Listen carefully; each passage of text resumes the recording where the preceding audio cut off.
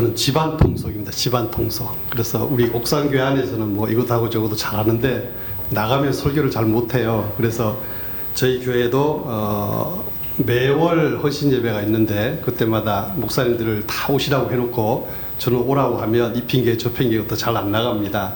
나가봐야 설교도 잘 못하고 또 그 교회 형편도 잘 모르고 그래서 잘 못 가는데 저는 우리 유 목사님을 굉장히 존경하거든요. 그래서 오라고 했을 때 아무런 이유도 안 하고 가겠다고 해서 왔습니다. 기도하겠습니다. 은혜로우신 아버지 하나님, 저희들 말씀 앞에 섰습니다. 오직 성령님만 역사하셔서 말씀의 은혜를 우리에게 주시고 그 말씀 앞에 우리 자신을 돌아보며 하나님의 뜻에 온전히 복종해서 하나님의 뜻을 아름답게 이루어가는 귀한 종들로 다시금 결단하게 하시고 주께서 맡기신 사명, 지용 복음화, 세계 열방을 구원한 일에 아름답게 쓰임받는 새 힘을 얻는 귀한 이 시간 되도록 은총을 베풀어 주옵소서. 예수님의 이름으로 간절히 기도하옵나이다. 아멘. 아이들이 학교를 다니다가 방학이 되면 성적표를 가지고 집에 옵니다. 뭐 요즘은 초등학생은 아예 시험을 안 친다 그러더라고요. 성적표가 없다 그러는데 그래도 중학교, 고등학교 다니는 자녀들을 둔 부모님들은 기대감을 가지고 아이를 기다리는 것 같아요. 기다렸는데 아이가 성적표를 nem과 동시에 어떤 부모들은 막 얼굴에 빨개졌다가 막 뭘 하긴 해야 되는데 또 아이도 상처받을까봐 그걸 억지로 억누르느라고 애쓰는 그런 부모들도 있고 또 어떤 부모들은 야 내가 너 뒷바라지 해주느라고 얼마나 힘들게 일하는데 넌 도대체 이 성적이 이게 뭐냐 그러면서 막 야단을 치고 그래서 아이도 울고 본인도 정작 마음이 아파하는 그런 부모도 있는 것 같고 이 방학과 함께 성적표를 보면서 울고 웃는 집안의 그 모습들이 때로는 눈에 선하게 보일 때가 없잖아 있습니다. 그런데 우리가 그 자녀들의 성적을 보고 나무라기 전에 그럼 과연 나는 하나님 앞에서 어떤가? 내가 내 자녀의 뒷바라지를 잘 주면서 최선을 다해서 아이를 도와주면서 좋은 성적 얻기를 원하는데 하나님도 우리에게 온갖 은혜와 사랑을 다 베풀어 주시는데 그러면 하나님 앞에서 내 모습은 어떠냐? 하나님도 우리에게 원하는 성적이 있을 텐데 그 성적에 나는 좋은 점수를 하나님께 드리고 있는가? 아니면 하나님이 원하시는 기대에 미치지 못하는 형편없는 그런 점수를 하나님 앞에 보이고 살고 있는 것은 아닌지 우리 자녀들이 좋은 성적을 얻어서 우등생이 되기를 원하는 것처럼 하나님도 역시 우리가 하나님 앞에 좋은 성적을 가진 우등생이 되기를 원하신다는 것이죠. 그런데 우리 모습이 어떠냐는 거예요. 하나님이 우리에게 바라시는 여러 가지 신앙의 과목들이 있는데 그곳에 좋은 점수를 얻어야 되거든요. 주일 예배에 참석하는 점수, 또 주일 오후 찬양 예배에 참석하는 점수.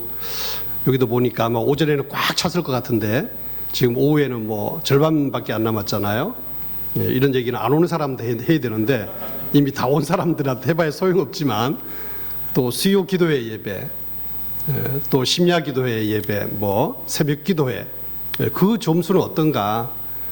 또 받은 여러 가지 직분과 직책들이 있습니다. 장로, 집사, 권사, 또 직임들이 있죠. 뭐 교학교 교사, 찬양대, 재직으로서 여러 가지 위원회, 뭐 차량 운전하는 거, 방송실, 뭐 재정 보는 거 그런 것에 대한 내 점수는 과연 하나님이 얼마나 주실까?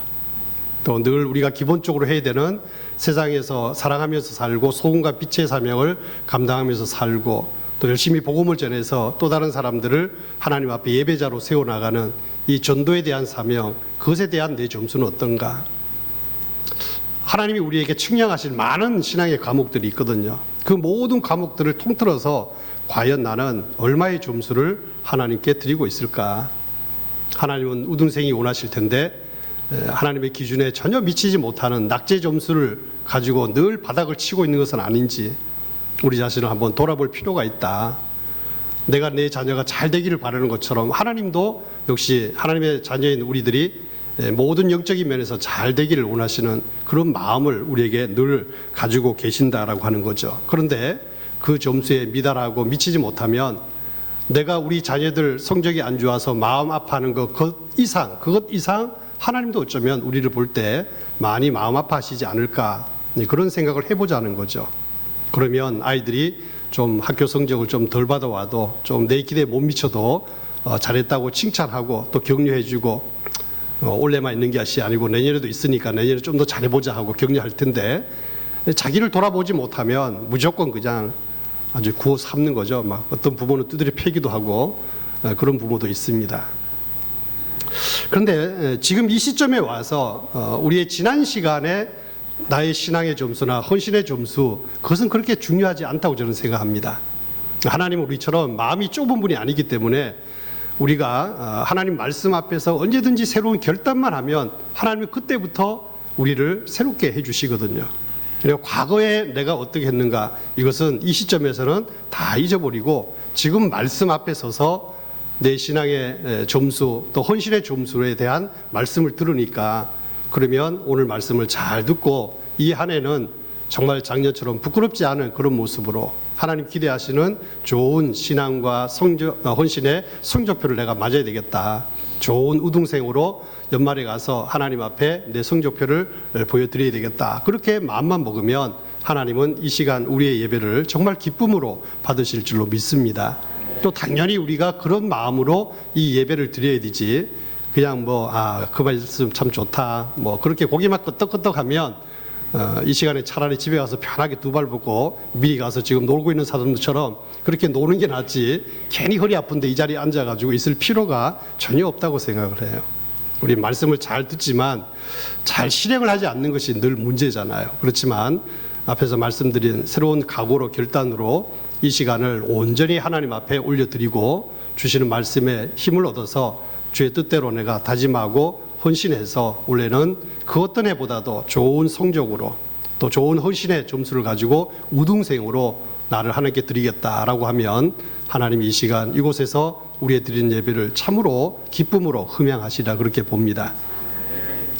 1980년 보스턴 마라톤 대회가 있었는데요. 거기에서 로지 루이스라고 하는 선수가 여자 부분에서 우승을 했습니다. 그런데 참 이상한 것은 이 로지 루이스 선수는 이 보스턴 마라톤 대회가 그가 참여한 마라톤 대회로서 두 번째 참여하는 대회라 그래요. 그런데 거기에서 우승을 했거든요. 두 번째 마라톤을 참석해서 우승을 했다. 대단하지 않습니까? 또 한 가지는 남들은 다 코치를 영입을 해서 매주일마다 정말 한 주일에 200km씩 달리면서 그렇게 훈련을 하는데, 이 로이스 선수는 그런 코치도 없고 그냥 자기 집에서 고정된 자전거를 타면서 훈련을 했다는 거예요. 이게 대단하잖아요. 그리고 또 한 가지는 이상한 것은 많은 선수들이 그날 달렸는데 이 로지 루이스 선수를 본 사람이 없었다는 거예요. 그런데 그가 1등을 한 거예요. 이런 여러 가지 의심적인 일들로 어느 언론사에서 이 선수가 좀 이상하다라고 조사를 좀 해야 되겠다라고 줘서 이 주최 측에서 이 선수에 대해서 조사를 했다는 거죠. 그런데 참 기가 막힌 일이 벌어졌어요. 마라톤이 몇 킬로죠? 42.195km인데 이 로지 루이스 선수가 무려 25.75km를 지하철을 타고 가가지고 끝부분에 올라와서 아무 이런 일도 없었던 것처럼 합류를 해서 열심히 힘을 내가지고 가가지고 1등을 했다는 거예요. 기가 막히죠. 근데 그걸 모르고 주최 측에서는 면류관을 준 거예요. 금메달을 준 거예요. 그래서 그것이 발탁이 돼서 이 선수는 참 부끄러운 불명예 선수로 낙인이 찍히면서 물론 받아간 메달도 빼앗기고 평생 마라톤을 하지 못하는 그런 부끄러운 선수가 됐다는 것이죠. 그처럼 신앙과 헌신의 삶에서도 여러분 끝까지 달려서 하나님의 인정을 받는 성적표를 얻는다라고 하는 것은 결코 쉬운 일이 아닐 것입니다. 아마 여러분과 같이 신앙생활을 하다가 지금은 이 자리에 없는 분들이 많이 있을 거예요. 이런 이유 저런 이유 대마처럼 세상을 사랑해서 세상으로 돌아가는 사람들 한둘이 아닐 거예요. 그만큼 평생 주님을 바라보고 말씀의 능력을 힘입고 끝까지 신앙의 길을 달려가고 맡겨진 일들을 말없이 묵묵하게 헌신하면서 간다고 하는 것이 쉽지 않다는 거죠. 여러분 마라톤에서 올개간을 쓰려고 하면 얼마나 땀을 많이 흘려야 됩니까? 달리는 날도 힘들지만 그 전에 연습 과정도 매우 힘들어요. 저도 단축 마라톤을 한번 해봤는데 10km를 해봤는데 이 안에 이게 막 허파가 터져 죽는 줄 알았어요. 얼마나 힘든지. 그래도 목사가 또 나갔는데 창피하게 중간에 끝낼 수도 없고 교인들하고 같이 갔는데 끝까지 간 거죠. 경주에 있을 때. 경주에서 제가 옥산교회 부목으로 있다가 첫 따님을 가서 경주 벚꽃 마라톤 대회 하거든요. 단축 마라톤 10km 가봤는데 이 숨이 가빠오는데 이 허파가 진짜 터지는 것 같더라고요. 근데 연습을 많이 해야 그런 것을 참고 이기면서 나갈 수가 있잖아요. 그러면서 꼬린 지점 목표를 향해서 끝까지 인내하면서 달려가야 우리도 이 신앙의 길을 끝까지 갈 수 있고 맡겨진 일도 헌신하고 충성할 수가 있는 것입니다. 신앙생활의 월계관을 쓰는 것도 마찬가지죠. 쉽게 좋은 성적을 얻을 수는 없어요. 날마다 땀을 흘려야 됩니다. 그래서 하나님은 오늘 하나님 앞에 이 재직으로서의 삶을 좀 더 잘 살아가기를 원하는 우리 북부교회 재직들과 성도들 이들에게 정말 신앙과 헌신의 삶에 있어서 좋은 성적표를 얻을 수 있는 한 모델을 우리에게 제시를 하고 있는데 그 모델은 방금 우리가 읽은 하나님의 말씀 속에 나오는 에바브로디도라고 하는 사람입니다. 그래서 저는 이 에바브로디도의 삶을 좀 돌아보면서 우리도 그와 같은 삶을 통해서 신앙과 헌신의 좋은 성적표, 우등생이 되어야 되지 않겠나 그 말씀을 좀 전하려고 합니다. 그러면 바울은 이 에바브로디도를 이야기하면서 그를 어떤 사람이라고 말하고 있습니까? 첫째는 나의 형제라고 부르면서 인격 대 인격의 온전한 교제를 이루고 있음을 말하고 있어요. 여기서 말하는 형제라고 하는 헬라의 뜻은 혈육을 나눈 친형제를 말하는 것은 아닙니다. 친형제보다 더 어쩌면 사랑과 신뢰의 기초 위에 서 있는 관계를 말하는 거예요. 물론 교회 안에 모든 성도들을 다 우리가 주님 안에서 형제, 자매라고 하잖아요. 근데 그것은 어쩌면 하나의 형식적인 것이고 그보다 더 진한, 그러니까 복음을 함께 섬겨나가면서 힘들고 어려운 일들을 우리가 마음껏 이야기해도 그것을 다 받아줄 수 있는, 똑같이 공감을 하면서 그래 힘들지 나도 힘들어, 그렇지만 우리가 주님을 바라보고 일을 해야 되지 않겠어? 하나님 주신 귀한 사명인데 주께서는 십자가를 통해서 우리에게 줄 것 다 주셨는데 힘들지만 그래도 우리 함께 해야지, 그러면서 위로하고 격려하며 그렇게 살아가는 형제를 말하는 거예요. 인격 대 인격의 온전한 관계를 이루고 있는 바로 그런 모습을 말하죠. 여러분 솔직히 친형제라 할지라도 멀리 떨어져 있으면 친형제 같지도 않잖아요. 저도 5남매 맞인데 1년에 뭐 한 번 볼까 말까 하거든요. 시집간 여동생들은 뭐 아예 볼 수도 없어요. 저는 명절에 내려가면 저들은 또 뭐 시댁을 가버리고, 또 나는 올라오면 그들은 친정 오고, 볼 수가 없어요. 그런데 교회 안에서 함께 기도하고 함께 복음 사역을 위해서 수고하고 애쓰고 또 힘들고 어려울 때 서로 격려해주고 하는 이 성도들과의 관계는 친형제보다 훨씬 더 진한 그런 친형제 같아요. 그런 관계를 말하는 거죠. 그런 형제를 이야기하는 것입니다. 그러면 우리도 바울이 이 에바브로디도를 나의 형제라고 그렇게 표현한 그 속에서 이들이 인격 대 인격의 온전한 관계를 이루는 것처럼 우리가 주의 일들을 해나갈 때 재직들도 그런 모든 것을 함께 공유할 수 있는 그런 온전한 관계의 형제를 가져야 된다라고 하는 거죠. 이게 안 되면 아무리 담임 목사님이 어떤 목회 방향을 제시하고 또 함께 가자고 해도 이 마음과 마음이 하나 되지 않고 협력이 안 되면 자꾸 여기저기서 삐그덕 소리가 나게 돼 있거든요.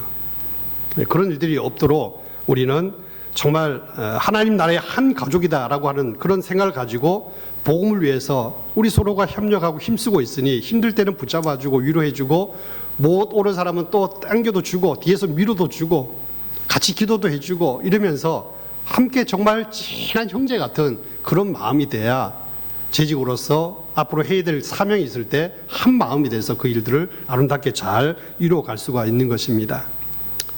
그러므로 여러분들도 정말 진실한 교제 없이는 사역이 힘들다 하는 그런 생각을 가지시고 우리 청주 우리 북부교회 모든 재직들도 정말 내 육신의 혈육보다도 같이 주의 사역을 감당하고 현재 같이 모여있는 이 예배 공동체 속에 있는 우리 재직들이, 장로님이, 권사님이, 안수집사님이, 소리 집사님들이 그 누구보다도 귀하다 하는 그런 마음을 가지고 늘 모든 것을 속마음을 다 털어내고 또 그 위로도 해주고 그러면서 여러분들이 진실된 사랑의 공동체가 돼서 복음을 위해서 협력하고 수고하는 그런 은혜의 공동체를 이루어서 올해도 맡겨진 사명들을 잘 감당해 나가시기를 간절히 바랍니다.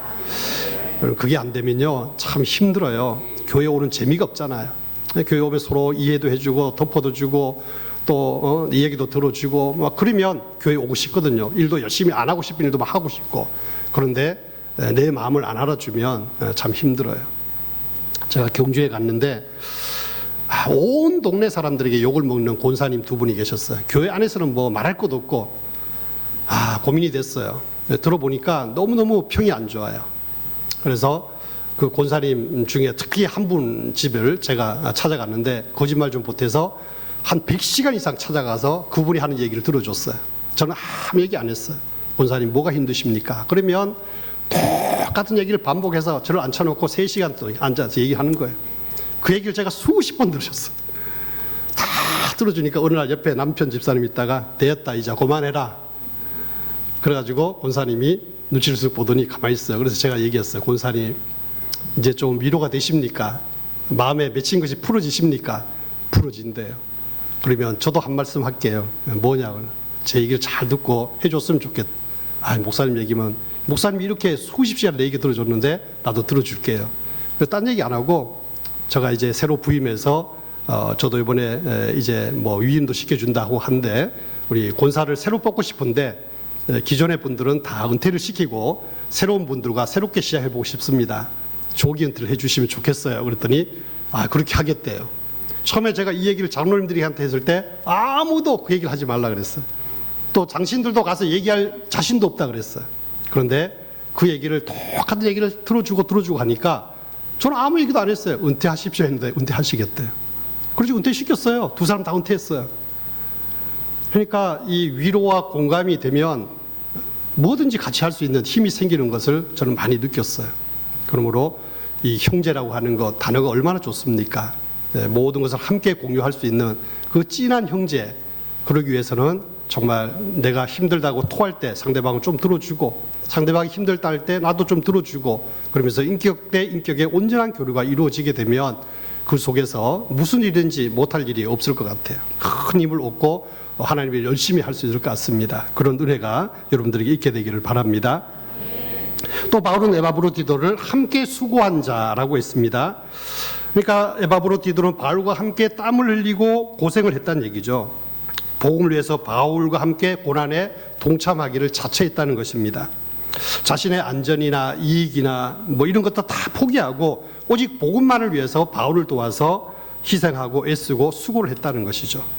그러므로 우리도 주님을 위해서 살고 헌신할 때 이 에바브로와 같은 함께 수고하는 본을 보여야 돼요. 저는 이 단어 속에서 이 말씀 속에서 뭘 주장하고 싶으냐 하면 함께라는 단어입니다. 한번 따라해 볼까요? 함께.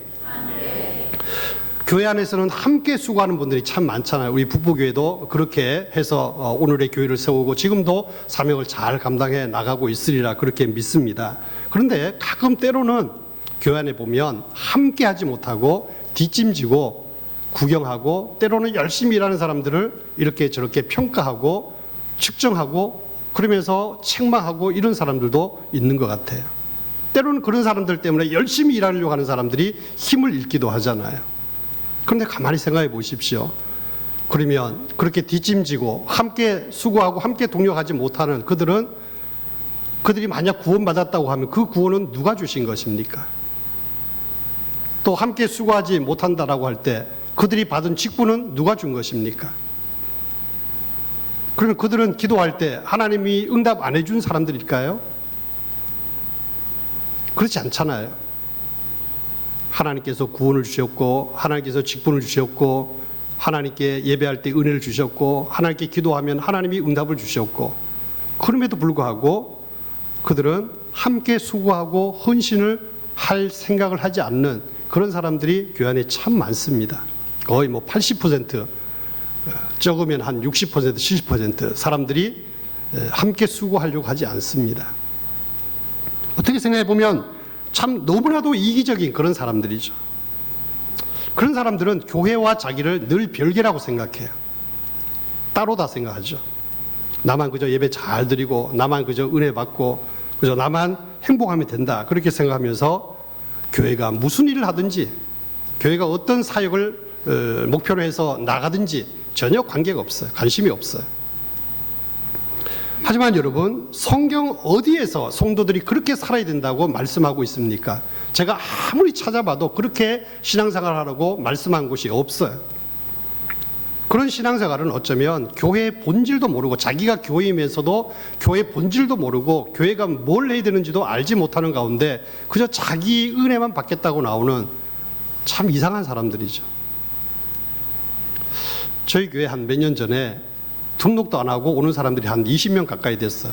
우리 안내부에서 등록도 하라고 권유도 하고, 물론 뭐 온 지 얼마 안 되는 분들은 안 할 수도 있죠. 그런데 1년이 넘고 2년이 됐는데도 등록도 안 하고 계속 교회만 와서 예배만 드리고 가는 사람들이 있었어요.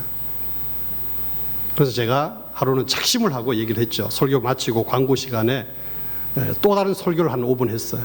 교회는 그리스도의 몸이고 주님은 그리스도의 몸의 머리시고 성도는 지체다. 성도는 지체로서 그리스도의 몸을 이룰 때 온전한 교회, 온전한 그리스도의 몸을 이룰 수가 있다. 등록 안 하려고 하면 다 나가라 그랬어요. 우리 교회 나오지 마십시오.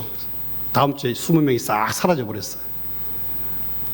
뭐 그런 사람들은 뭐 와서 뭐 하겠어요. 물론 좀 더 기다려주면 뭐 오는 사람도 있겠지만, 그러나 저는 그런 신앙생활을 하나님 기뻐하신다고 생각하지 않기 때문에 작심을 하고 광고했더니 그 다음 주에 20명이 싹 사라져 버렸어요.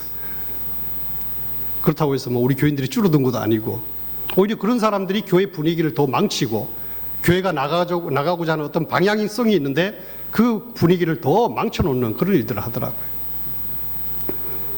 어떤 사람들은 신앙생활하고 헌신을 해도 자기가 나름대로 만들어놓은 한계선이 있는 것 같아요. 나는 여기까지만 한다. 여기까지만. 헌금을 해도 딱 자기가 정한 목표가 있어. 나는 여기까지만 한다. 그러니까 하나님의 말씀은 전혀 없는 거예요. 신앙생활을 다 자기 생각, 자기 뜻대로 하는 거죠.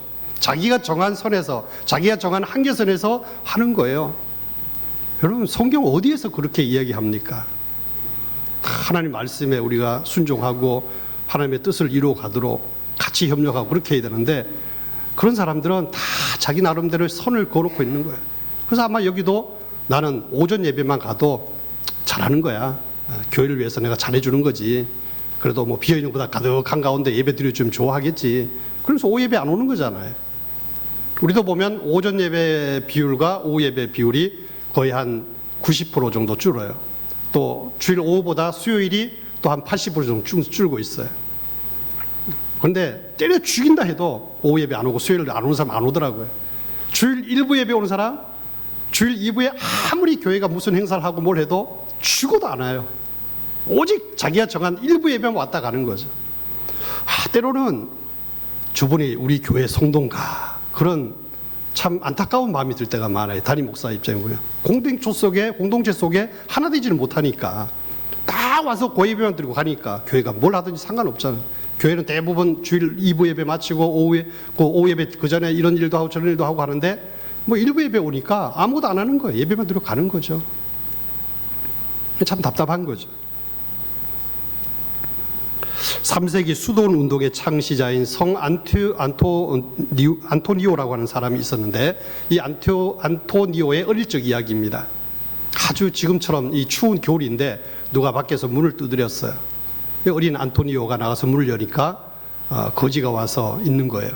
그래서 제가 우리 아버지께 얘기해서 따뜻한 옷을 하나 드리겠습니다. 그랬더니 이 거지가 춥긴 하지만 나는 옷을 필요로 해서 지금 온 것이 아니다, 그렇게 얘기를 하는 거예요. 그러니까 이 어린 안토니오가 그러면 거지니까 배고파서 옷을 것으로 생각하고 조금만 기다리십시오. 그러면 어머니께 얘기해서 따뜻한 밥을 내오겠습니다. 또 이 거지가 하는 말이, 나는 좀 배가 고프긴 하지만 당신께 밥을 얻기 위해서 온 것이 아니다. 거지가 왔는데 뭐 물질도 필요 없고 옷도 필요 없고 먹는 것도 필요 없고, 그럼 왜 왔는지 답답하잖아요. 그럼 도대체 왜 오셨습니까?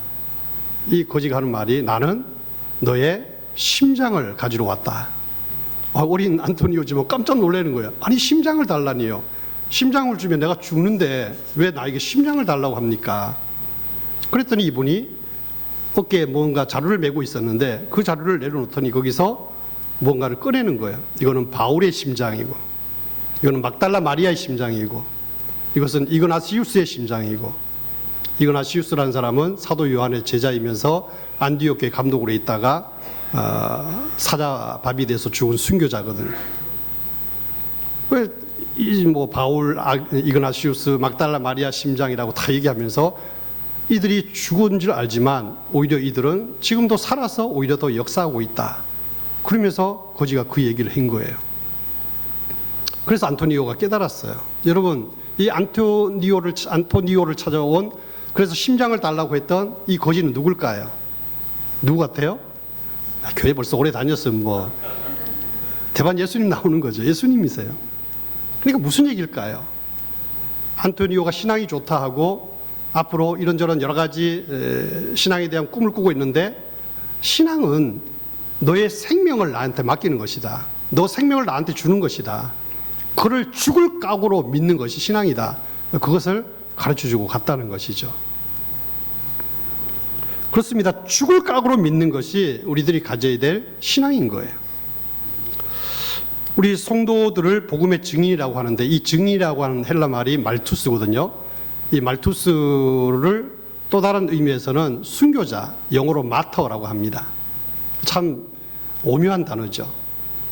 증인인데 순교자라는 뜻도 같이 있어요. 이 얘기는 무슨 얘기입니까? 증인은 순교자의 각오로 살아야 된다는 것이죠. 그래서 바울은 우리가 사나 죽으나 주의 것이다 라고 고백을 했어요.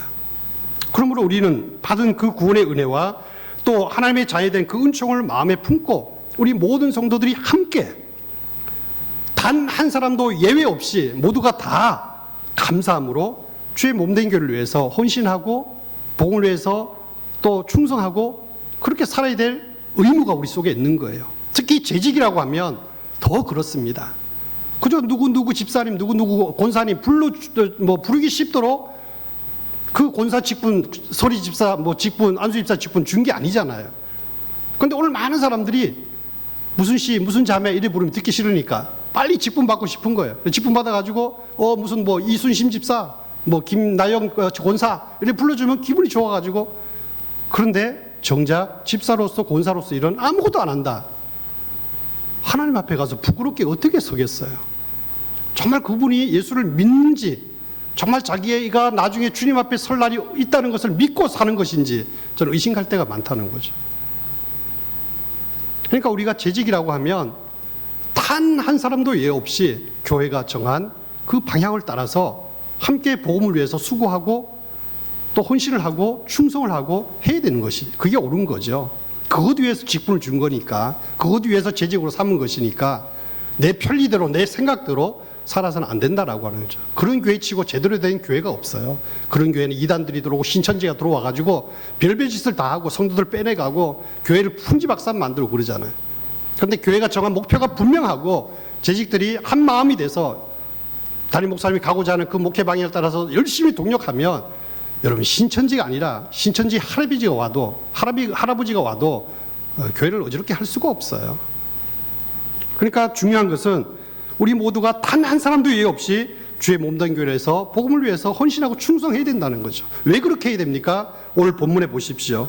30절에 보면 이 에바브로디도는 병들어 죽게 되었음에도 불구하고 자기 목숨을 돌보지 않고 그리스도를 향한 충성의 변함이 없었다 그래요. 그 거지로 온 예수님이 성 안토니오에게 심장을 달라고 했던 것, 죽을 각오로 헌신하고 믿어야 된다고 하는 것을 가르쳐 준 것처럼 이 에바브로디도도 지금 죽을 병에 걸려 있음에도 불구하고 자기를 돌아보지 않고 복음을 위해서 자기를 드렸다는 것이죠. 그러니 이 에바브로디도는 우리 재직의 신앙과 헌신의 모범이 될 수밖에 없는 거예요.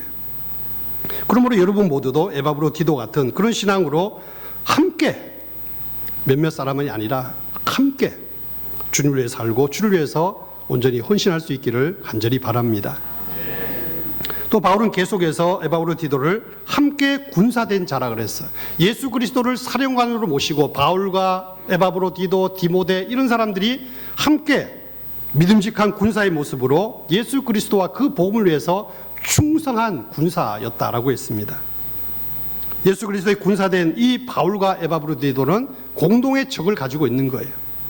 예수 그리스도의 복음으로 사탄의 권세를 무너뜨리는 공동의 목표를 가지고 함께 군사된 사람이다라고 하는 거죠. 이들은 사령관 대신 예수 그리스도를 기쁘게 해드리는 일이라고 한다면 무엇이든지 다 해드리겠다고 하는 그런 각오를 가지고 바울과 함께 주를 위해서 달라붙은 그런 사람들이에요. 좀 심한 표현을 쓰면 사탄의 진을 무너뜨리는 일이라고 하면 나를 공격력 폭격기라도 써주십시오. 그런 마음으로 함께 군사된 그런 사람들이라는 것이죠. 여러분, 군사된 자로서 가장 중요한 자세는 무엇입니까? 군대 갔다 오신 분들, 군인으로서 제일 중요한 게 뭐죠? 군대 아무도 안 갔다 왔는가 봐요, 좀. 순종과 충성이죠. 순종과 충성이에요. 군인은 명령이 살고 명령이 죽는다 그러잖아요. 따라서 이 두 가지는 영적 군사된 오늘 우리들에게도 절대적으로 필요하고 우리들에게 그대로 적용되어져야 될 것이, 이 군사된 자로 살아가는 일에 있어서 정말 필요한 것은 순종과 충성이라는 것이죠. 그래서 고린도전서 4장 1절에 보면 사람이 마땅히 우리를 그리스도의 일꾼이요 하나님의 비밀을 맡은 자로 여길지어다. 2절에 가서 그리고 맡은 자들에게 구할 것은 충성이니라 하고 말씀을 하고 있는 것이죠. 여기서 말하는 일꾼은 노예를 말하는 거예요. 노예. 이 로마 시대에 우리가 보면 커다란 군함 같은 그 배를 움직여 갈 때 그 밑에 노예들이 노를 젓잖아요. 뭐 지금처럼 뭐 무슨 동력이 있어서 배를 움직이는 것이 아니고 사람의 힘으로 그 전함을 움직이는 거예요. 많은 노예들이 배 밑창에 들어가가지고 이 노를 젓습니다. 그래서 그들을 휴페레테스라 그래요. 그 노예들을 헬라어로 휴페레테스라 하는데 이 말은 합성어의 휴퍼라고 하는 이 말은 언더, 그러니까 밑이라고 하는 뜻이죠. 또 하나 페레테스는 노를 젓는다 이런 뜻입니다. 그래서 이것을 합치면 배 밑에서 노를 젓는다 이런 뜻이에요. 그게 바로 노예라는 거죠. 노예가 했던 일이에요. 아마 배너라고 하는 영화를 보신 분이 많을 텐데 배너가 한때 노예로서 배 밑에 들어가서 이 노를 젓잖아요. 그럴 때 그 배 안에는 감독이 있어요. 감독이 지팡이 요만한 걸 탁 치면서 이제 시작하면 노예들이 배를 탁 젓습니다. 그리고 이제 중지하면 이제 배를 멈추고, 또 그 감독이 오른쪽으로 하면 전부 다 오른쪽으로 배를 팍 젓고, 왼쪽으로 하면 왼쪽으로 젓고, 거기 또 북 치는 사람이 있어요. 북을 이제 치는 사람이 북을 빨리빨리 막 치면 노를 막 더 빨리 젓는 거예요. 또 천천히 치면 또 천천히 하고. 그런데 그 배 밑에 있는 노예들에게는 지위가 없어요. 지위가 없어요. 누가 높고 낮음이 없다는 거죠. 또 그 노예들은 배 밑에 있기 때문에 배 밖의 환경을 알 수가 없어요. 지금 어디로 가는지. 그래서 힘들고 어렵다고 해서 대신 누구한테 맡길 수도 없고, 또 이 배가 지금 어디로 가는지 물을 수도 없고, 그냥 오직 그 노예들이 하는 일은 감독과 북치는 사람이 하는 것에 온전히 순종해서 따라가는 것밖에 할 일이 없는 거죠. 빨리 저면 빨리 가고 늦게 좀 늦게 가고, 그렇다고 해서 이 힘들어 죽겠는데 왜 그렇게 빨리 노를 재우러 하느냐고 불평할 수도 없고, 그냥 오직 그 노예들은 감독의 말에 순종할 의무만 있는 거예요. 그런데 사도 바울은 그런 휴페레테스, 그 노예들을 우리 그리스도인들에게 적용을 시켜서 그리스도의 일꾼이라고 했어요. 우리가 그리스도의 일꾼, 그리스도의 노예라고 그랬습니다. 그러니까 우리가 그리스도의 일꾼으로 노예로서 일할 때, 어떤 일을 할 때 지위를 따져서는 안 되는 거죠.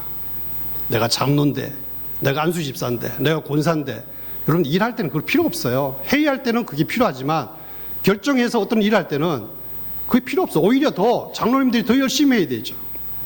제가 청년 때 저는 꿈이 좋은 장로님 되고 싶었어요. 왜냐하면 우리 장로님들이, 제 모교회 장로님들이 토요일만 되면 다 올라오셔가지고 사찰 집사님도 있고 뭐 부교육자들도 있는데, 장로님들 올라오셔서 화장실 청소도 하고 뭐 교회 수리할 거 수리하고 돈 주고 이렇게 맡기는 게 거의 없었어요. 당신들이 다 했어요. 그래서 야, 저게 참 본이 된다.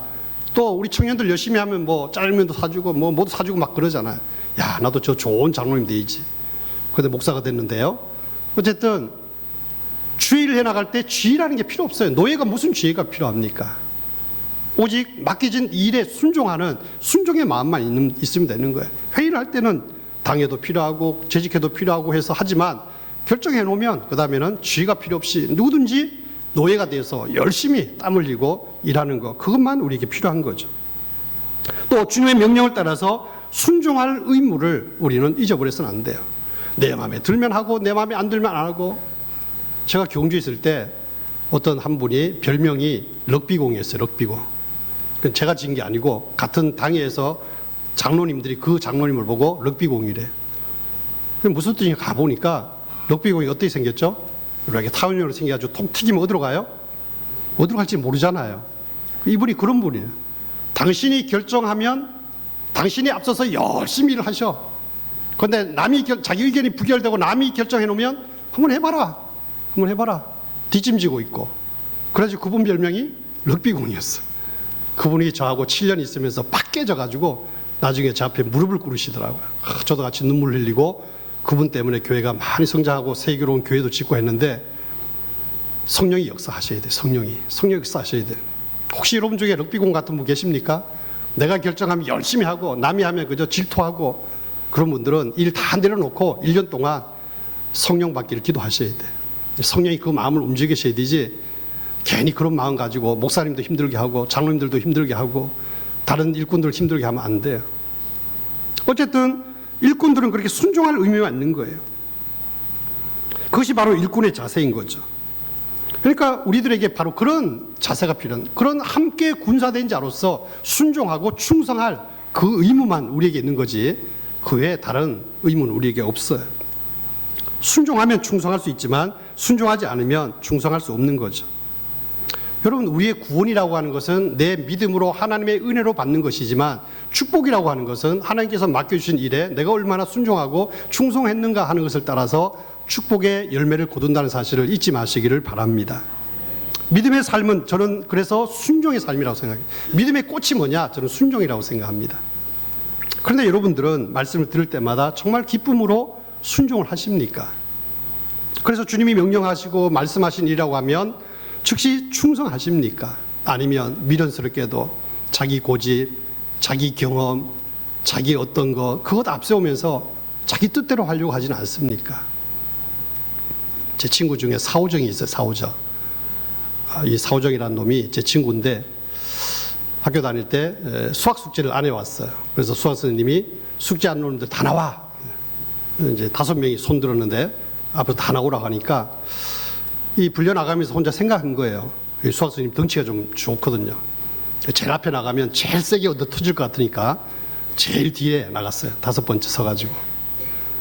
그래서 선생님이 이제 숙제를 안 해왔으니까 이제 때리잖아요. 요즘은 뭐 아들 때리면 안 되지만 우리 학교 다닐 때는 무조건 뭐 선생님들 무조건 손부터 올라가잖아요. 어떤 선생님은 슬리퍼 가지고 여자애들 머리를 막 때리는 선생님도 있었고 요즘 우리 표현으로 개무식한 선생님들이 얼마나 많은지 몰라요. 그래서 선생님이 힘이 세니까 5번째 섰어요. 그런데 웬일인지 선생님이 제일 앞에 놓으면 1대, 2번째는 2대. 몇 대 맞았어요? 5대 맞았어. 이 막 화가 나가지고 내가 수학 숙제 다시는 안 해온다. 안 해오면 또 터지는 거지 뭐. 다음날 또 수학 숙제 안 한 사람 손들 또 손들 5명이 또 걸렸어. 나와가지고 생각하니까 어저께는 제일 뒤에 나갔다가 5대 맞았잖아요. 에이, 오늘은 그냥 빨리 1대 맞고 들어가자. 제일 앞에 뛰어나왔어요. 뒤에 또 4명이 쭉 섰어요. 근데 선생님이 어제하고는 좀 달라. 뭔가 좀 힘이 없어 보여. 근데 지금 몸이 너무 안 좋은데 오늘 대표로 제일 앞에 있는 놈만 맞는다. 앞에 있는 놈만 딱 맞았어. 뒤에 4명 그냥 들어갔어. 뚜껑이 막 열리는 거야 이게 뭐. 근데 진짜 이 수학 숙제는 죽어도 안 해온다. 안 하면 또 터지는 거지 뭐. 그 다음날 또 숙제 안 온 사람 또 손들어서 이번에는 3사람이 걸렸어. 이 학습의 효과가 있어가지고 이 나가면서 가만히 생각하니까 첫째 날은 앞에 와가지고 대일제에서 5대 맞고 둘째 날은 제일 앞에서 딱 혼자 맞고 이 3놈이 걸렸으니까 어떻게 해야 돼요? 오늘은 가운데 서야 되겠다. 학습의 효과가 있는 거예요. 그럼 뭔가 좀 덜 터지겠지. 그런데 선생님이 여전히 힘이 없으셔. 그래서 선생님이 오늘은 앞에 있는 놈하고 가운데 있는 사오장하고 머리를 콱 박아버렸어. 또 제일 뒤에 있는 놈하고 가운데 있는 사오장하고 또 머리를 콱 박아버렸어. 사오장만 2대 터진 거. 양쪽에 그냥 별이 번쩍번쩍할 정도로 막 여기 터지고 여기 터지고. 자기 깨를 믿고 자기 지혜를 믿은 사오정, 그렇게 해서 3일 동안 혼자 신나게 터진 거예요. 여러분, 어쩌면 이것이 우리 미련한 인간의 삶의 처세술이 아닐까, 그런 생각을 해보는 거죠. 신앙생활 그렇게 하면 안 된다는 거죠. 그렇게 하면 안 돼요. 자기 지혜, 자기 방법, 자기 꾀 그대로 하면 망하는 수밖에 없어요. 하나님의 뜻은 전혀 없고 자기 뜻만 앞서게 되면 망하는 거예요. 우리 성도나 제자들은 그렇기 때문에 자기 지혜, 자기 꾀가 아니라 주나 사나 우리는 하나님의 말씀의 뜻을 잘 새겨듣고 그 말씀대로 순종하면서 살려고 애쓰면 하나님은 틀림없이 거기에 열매가 있게 하시고 복을 주신다. 그 사실을 믿고 내 지혜, 내 방법, 내 경험 다 내놓고 우리는 주의를 할 때 말씀에 의지해서 해야 됩니다. 담임 목사님이 기도 많이 하시잖아요. 그래서 어떤 일을 결정하잖아요. 장로님들이 심사숙고해서 기도해서 결정하잖아요. 그러면 하나님 기뻐하실 일이다. 그렇게 믿고 마음에 들든 안 들든 목사님이 당회가 결정했으면 함께 힘을 모아서 군사된 자로 순종하고 충성하면 거기에 하나님 주신 놀라운 복은 있을 수밖에 없다는 사실을 분명히 믿으시고 여러분들도 올 한 해 그리스도의 좋은 군사들이 되셔서 함께 순종하고 충성하시기를 간절히 바랍니다. 마지막으로 바울은 에바브로디도를 가리켜서 쓸 것을 돕는 자라고 했어. 쓸 것을 돕는 자.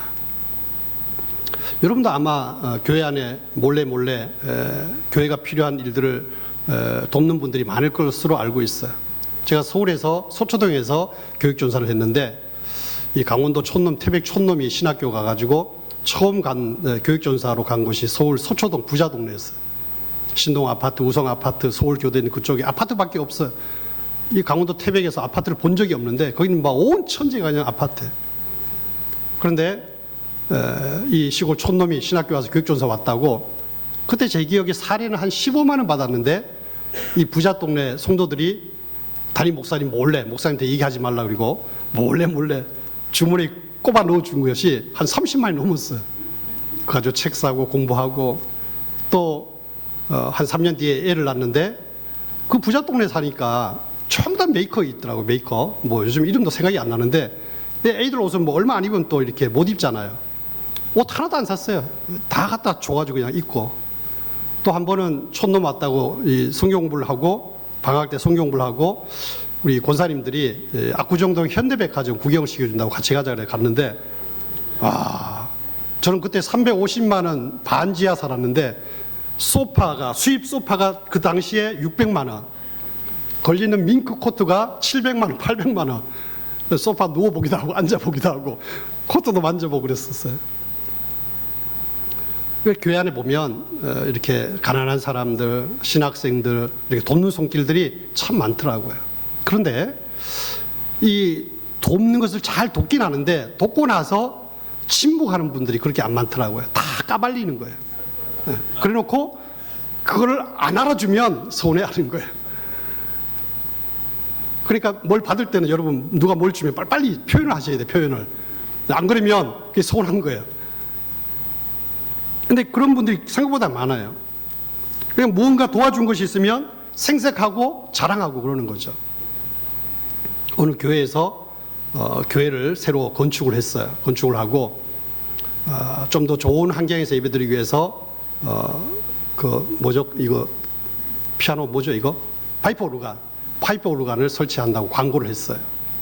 그래서 어렵겠지만 파이프 오르간을 위해서 헌금을 해주시기 바랍니다. 또 새로 이렇게 교회를 지었으니까 전도 열심히 해야 되니까 전도지도 만들어야 되는데 전도지 만들 헌금도 해주시기 바랍니다. 그런데요, 파이프 오르간을 설치하겠다고 한 그 광고에는 헌금한 분들이 꽤 많았어요. 근데 전도지 만들겠다고 광고한 그것에 대한 헌금은 거의 안 들어왔어요. 참 희한하잖아요.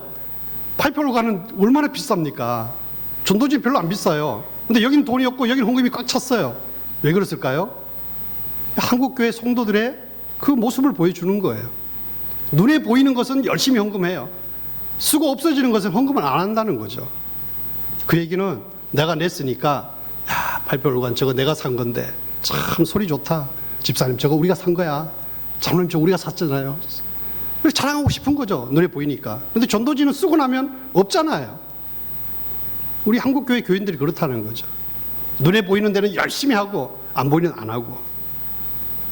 세계적인 이건 뭐 유명한 얘기인데 세계적인 음악가 레오나르도 번스타인이 어떤 연주자를 찾기가 힘듭니까? 라고 하는 질문에 그렇게 얘기했다 그래요. 뭐 했는지 안 했는지 모르는데 여아집에 나와 있어요. 그분이 하는 말씀이 제2 바이올리니스트 찾기가 힘듭니다. 제1 바이올리니스트는 구하기가 쉬운데 제2는 힘듭니다. 모두가 다 첫 번째만 하기를 원하지 감추어진 2는 안 하려고 합니다. 그런데 화임이 되려고 하면, 연주가 되려고 하면 2도 꼭 있어야 되잖아요. 1 바이올린 가지고는 안 돼. 2도 있어야 되는데 2를 찾기가 힘들다는 거예요. 여러분, 바울이 초대교회 성장에 정말 직접적인 공헌을 한 분이 맞지만, 그러나 그 뒤에서 눈에 띄지 않게 바울을 도와서 협력한 많은 분들이 있었다는 것을 잊어서는 안 돼요. 로마서 16장을 가보면 그 전체가 다 바울을 도와서 함께 복음 사역했던 사람들에 대한 이름으로 열거가 돼 있어요. 생전 들어보지 못한 사람 이름이 거기에 수두룩 나옵니다. 우리가 잘 아는 베베, 브리스길라, 아굴라도 나오지만 우리가 들어보지 못한 이름들도 수두룩해요. 이 얘기는 바울 혼자서 복음 사역을 한 것이 아니고 바울을 도와서 쓸 것을 함께 도우면서 물질로, 몸으로, 시간으로 함께 협력한 성도들이 굉장히 많이 있었다는 거죠. 우리 인간들의 눈으로 볼 때는 바울이 그 누구보다도 위대한 인물로 보이는 것이 맞습니다. 그렇지만 이 영어 이름에도 보면 바울이라고 하는, 폴이라고 하는 이름을 가진 아이들은 많은데 에바브로 디도를 가진, 영어식 이름을 가진 자녀들은 거의 없다고 하는 것이죠. 물론 바울이 공적이 크고 큽니다. 하지만 이 바울의 공적이 에바브로 디도가 하나님 앞에서 받을 상급과 비교해 볼 때 그 공적이 얼마나 큰 것일까 하는 것은 아무도 모르는 거예요. 아무도 몰라요. 하나님만 아시는 거죠. 정말 앞서서 일한 바울만 하나님이 높여드렸을까? 아니면 뒤에서 서포트한 에바브로 디도는 하나님이 모른 척 하실까? 아니면 그의 상급이 적다고 말하실까? 우리는 아무도 모르는 거죠. 이 에바브로 디도와 같이 돕는 자리에서 일한 분들의 상급은 어쩌면 우리가 기대한 것보다가 훨씬 더 클 수도 있다라고 하는 거죠. 이 얘기만 하고 마치겠는데요. 몇 년 전에 제가 우리 기독부모인지 장로신부인지 잘 기억이 안 나는데 보니까 아주 참 감동스러운 글을 하나 봤어요. 어느 교회에서 목사님이 이제 은퇴를 하시면서 원로 목사님이 되시고 새로운 담임 목사님은 아직 위임은 아니고 취임식을 하는 이제 그런 예식이 있는데 그 자리에 이제 여러 손님들이 오셔서 이제 목사님들이 이제 설교도 하고 축사도 하고 그러시잖아요. 그런데 이 원로 목사님 되시는 분이 설교하시는 분을 따로 불러서 그렇게 이야기를 하셨다 그래요. 목사님, 오늘 설교 맡아주셔서 감사한데 물러가는 저에 대해서는 이러쿵저러쿵 아무런 얘기도 하지 마십시오. 칭찬이나 수고했다느니 그런 말 소용없으니까 하지 마십시오. 나의 모든 잘잘못은 하나님이 아시고 하나님이 판단하실 것이니까 하나님께 맡기면 되는 것이고 이제 새로 이 교회를 맡아서 담임할 좋은 그 후배 목사님에게 꼭 필요한 말씀만 해주시면 좋겠습니다. 이렇게 말씀을 하셨다 그래요. 참 그 얘기를 들으면서 참 신선하다는 그런 생각을 가지면서 나도 언젠가 그런 날이 오게 된다라고 하면 그렇게 해야 되겠다 그런 생각을 가졌어요. 저희 원로 목사님은 이호근 목사님이신데 지금은 이 파킨슨 병이 오셔가지고 잘 이렇게 못 움직이셔요. 근데 한 3년 전에 우리 교회가 건축을 새로 했습니다. 교육관을 430평을 짓고 본당을 전부 다 리모델링을 했어요. 엘리베이터도 놓고 1층에 3층에서 전부 다 리모델링을 하고 그렇게 하면서 이제 많은 빚을 지게 됐어요. 그 빚을 진 걸 아시고 목사님이 그동안 모으셨던 많은 헌금을 하셨어요. 그리고 3년 전에 2년 전에 저를 찾아오셔가지고 벌써 은퇴한 지 이제 12년째 되던 해인데 김 목사 교회가 어려운데 나한테 보내는 생활비 이제 더 이상 보내지 말아라 그러시더라고요. 저의 본봉에 이제 50%를 드리기로 결정을 해서 그렇게 하는데 교회가 어려우니까 보내지 말라는 거예요. 제가 그 얘기를 듣는 순간 눈물이 팍 났어요. 그분은 저한테 아버지 같은 분이거든요. 제가 부목사로 있을 때도 참 많은 사랑을 주셨지만 경주에 첫 담임을 갔을 때도 한 번도 안 빠지시고 1년에 한 번씩 다녀가시고 아들도 목사, 사이도 목사인데 저를 더 많이 이렇게 해주셨어요. 그래서 목사님 눈물이 팍 나면서 목사님 그건 제가 결정할 사항은 아닙니다. 제가 오기 전에 이미 공동회에서 결정한 것이기 때문에 저는 고난이 없습니다. 안 들은 것으로 하겠습니다. 한 달 뒤에 사모님이 또 찾아오셨어요. 목사님, 우리 목사님 해달라는 대로 해주지 왜 안 해줘요? 똑같은 얘기를 했죠. 제가 한 것이 아니고 그렇게 했다고. 우리 장로님들에게 말씀 안 드렸어요. 그냥 저만 알고 있는 사실입니다. 참 눈물이 났어요. 감사하죠. 저는 우리 원로 목사님 통해서 참 많은 것을 보고 배워요. 목회는 이렇게 하는구나. 또 은퇴 후에는 이렇게 처신해야 되는구나. 참 많은 걸 배우죠.